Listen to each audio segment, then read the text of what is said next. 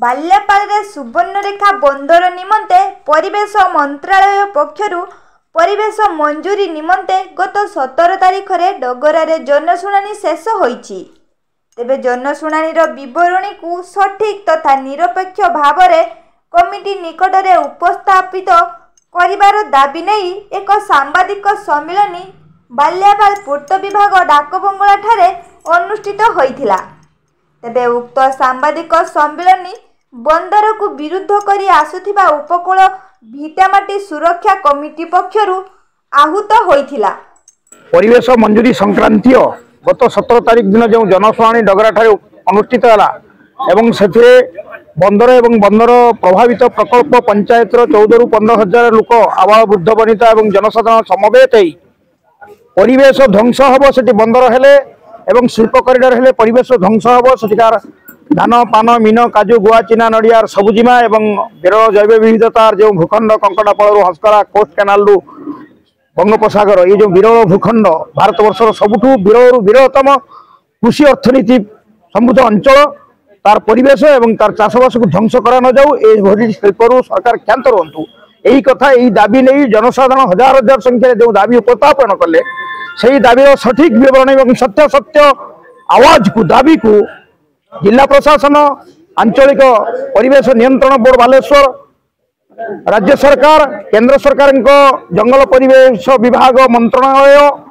एवं expert एप्रिशियल committee approval committee पाक सत्य सत्य ठीक रूपे पठातु कौन चंचकता न हो एवं एठू बंदर प्रत्याहार हो जनसाधारण मत से दिन जो सब्यस्त है सम्मान दे गणतंत्र धारे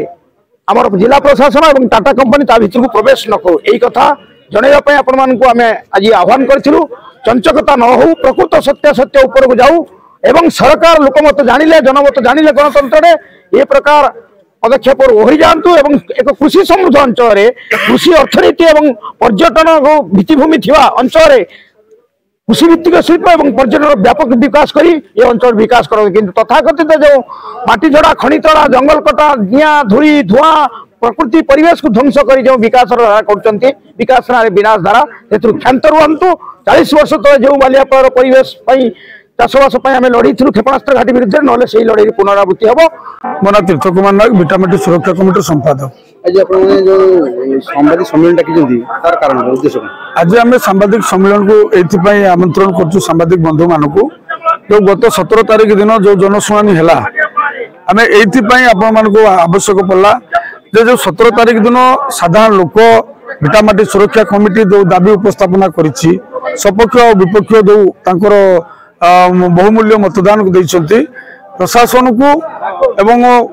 एनवायरमेंट डिपार्टमेंट को आम निवेदन जो जहाँ घटी सेदिन 17 तारिख दिन सत्यता उपरे वैधता उपरे आप दिल्ली एनवायरमेंट डिपार्टमेंट को समस्त कथा कार्यक्रम माने जो दस्तावेज अच्छे उपस्थापना करूँ ये आम आपण नवेदन आह्वान कलु आपण माध्यम सरकार को कर्णगोचर करने सरकार दृष्टि आकर्षण को आने आपण आवश्यकता पड़ी से दिन जनशुणानी जहाँ भी आज्ञा आम सपक्ष जाऊ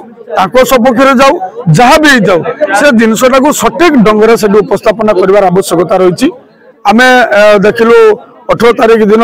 सपक्षवादी आमर जिला एनवायरमेंट डिपार्टमेंट रे जाई पूरा दस्तखत संबलित दाबी पत्र देइचंती सामान्य कहते आम कहबार सुजोग पाइलुनु भयभीत लु